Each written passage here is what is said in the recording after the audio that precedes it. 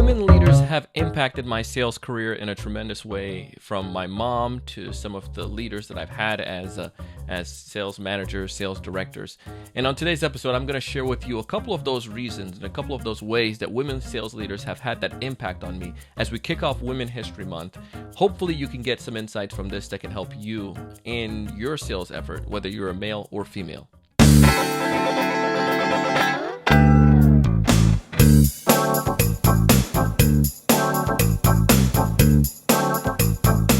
Hey, everyone. Welcome to another great episode of the Sales Evangelist Podcast here on TSC TV on YouTube.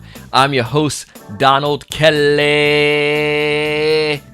the Sales Evangelist, and I'm so excited for another great episode. I'm so excited to be here with you today. And on this episode, as I mentioned in the teaser, we're going to talk about some of the women sales leaders that's had an impact on my career. Not just women sales leaders, but just women in general. And hopefully some of these points as well can tie back and help you out in your sales effort. And you could probably agree to some of this. But some of the best sales leaders I've had are just women. Let me just be straight up with that. And big shout out to some of them right now. Big shout out to Lori. I also want to give a big shout out to some of the folks I worked in, like Megan, in the when I worked in the restaurant industry, and she was an awesome leader as well. And some of the other folks, the list goes on and on. Lisette also is another great example. So I've had a lot of those folks in the in my past careers that have been women leaders that guide and set the example. But I want to give a little bit deeper than that. I want to get personal with you.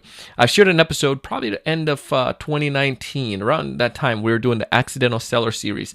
And I brought on my mom on a podcast. And my mom was a great example of someone that has influenced my career. Even though my mother is not or wasn't traditionally in a sales role, she has had sales experience when she ran her own shop in Jamaica. And you can go back and listen to that episode, and I'll also link back to it in our show notes. But my mom is someone that's dedicated. She works hard, she has worked multiple jobs throughout her career.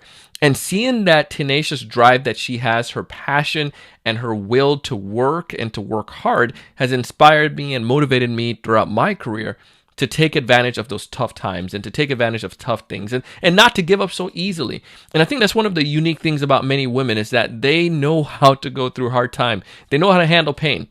And, not just from the simple fact of it's not so simple, but that's from the fact of childbearing. I mean, when I think about the pain that my wife, we have our son. He's a little bit over a year and a half now, and going when we're in the hospital with her, and I was in the hospital with her, and she was giving birth, and the pain and the challenges that she's went through, and especially carrying him for 9 months. I mean, it was just kind of like, man, I get like a little flu, and I'm like crippled, but here she is and able to do so much. And there's just something about women. They have that ability to go through challenging times and difficult times and to be able to still handle it. And it's not like where most people would say, women can't handle the pressure, or they, all these other, stereotypes that they place upon women. Most women I've experienced, the ones I've worked with in my career and the ones that I've seen guide me, have been able to handle those challenging times, those difficult moments. And I think that's one of the things that I've learned and gained from my mom and also from my wife.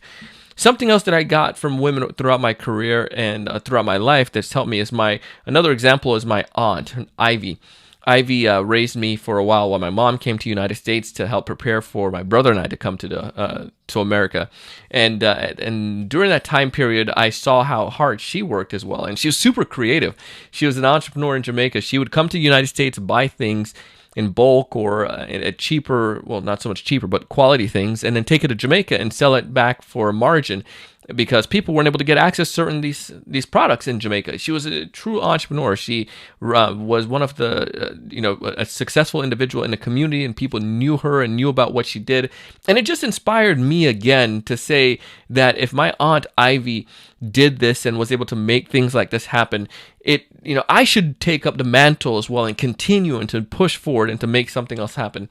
So between my mom and Aunt Ivy, both of those individuals had such a deep impact on my career, on my life, and guided me. So from the hard work, from their creativity, from the tenacious drive, those things has helped me. And that's scratching the surface for the impact that women has had on my life. Also want to give a big shout out to my wife. My wife, she is super smart, and I'm grateful for her. And I think many of us who are, if you're a guy listening to this, you can say your better half, yeah, the woman in your life has been a huge impact and a huge guide. And my wife, she is super intelligent, and I'm grateful for her example. She's taught me so much. I mean, she's taught me how to just be better, and especially focusing on the details. She's one of those individuals that focuses on that and guides. And from being able to being with her for the past going on almost 10 years now, for that long period of time, over that time period, since we've been dating. Anyways, you don't need to get all that details. But the point, though, is just being with her for over that time period and seeing her example. It's always about, doing your very best and just going the extra mile and just making things happen, and also just being very detail oriented. And I'm grateful for her for that. So all of these women so far, the personal side has helped me out. And I gave you some example of other women in my sales manager. And I'll give you a quick story about Lori. I went into this company is when I started doing software, and I was thinking when I got to the organization that it was going to be like especially in a software game, it was going to be all these guys, going to be a male-dominated thing, and a lot of the engineers were guys, and a lot of the people in the company were male. But Lori was able to stand her own, and Lori was the female sales leader. She was our sales manager. And worked very closely with some of our top clients and also with the executive team, and became one of the executives in the organization. But Lori's one of those individuals who was able to find problems, identify problems, and solve problems. I don't know how she did it, but it's just her ability to do that. And I think that's the other cool thing that I learned from her was that every time you come across a problem, you're going to have a way to bring about a solution. And she worked really, really hard. She was dedicated to the company and dedicated to the cause. And all of these things tie back to, just being an example for me as a early kid in this company, to see what my career could be like. And I was able to exemplify what I saw with her. Another woman I work with was Lisette. And I mentioned her at the top of the episode. And Lisette is just like super awesome all around. She is one of the in upper management now with a large tech company here in South Florida, and I can't give away the name, but anyways, Lisette is just super fantastic. And one of the things that I loved about her was that she was able to, it's going back to her problem solving skills and her ability to ask effective questions. And I was able to, glean from her. Lisette is a great student. So she was a marketing director for the company, left the organization, came back, and was in a sales capacity now. So she understood from the marketing side, understood the problems, and was able to come with the selling component side, and was able to be a great account manager. She understood what the client's needs were, the problems that they had.